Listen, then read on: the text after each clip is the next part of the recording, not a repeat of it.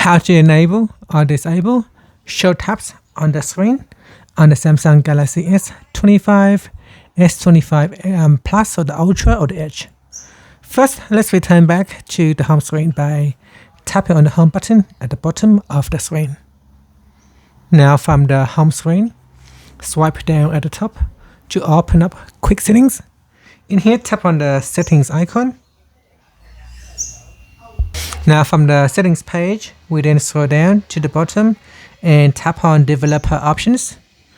After that, we scroll down and then we tap on quick settings, developer tools. Now in here, tap on show tabs. Tap on the toggle button to switch it off or turn it on. Once you turn this on, it is not on, it is added to the developer tools. So what you want to do after that is swipe down at the top to open up quick settings, and then swipe down once more to open up the full screen. In here, tap on show tabs to turn it on or switch it off.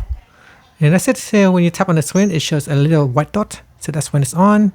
Here, if I switch it off, you can see when I tap on the screen, it doesn't show the white dot. And that's it. Finally, tap on the home button to return back to the home screen.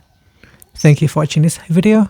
If you find it helpful, please like and subscribe to my channel for more videos.